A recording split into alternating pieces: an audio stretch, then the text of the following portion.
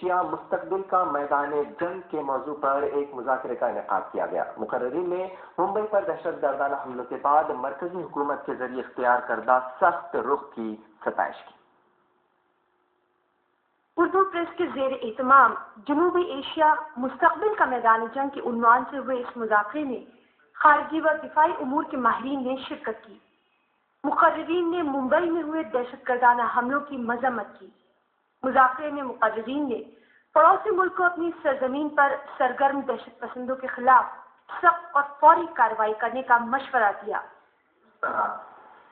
سرکار نے یہ بمبئی پر جو حملہ ہوا تھا اس کا جواب دینے کا کوشش، اسے ذوق کرنے کا، سمجھنے کا، جواب دینے کا اور اپنے آگے بڑھنے کا کوشش کی ہے۔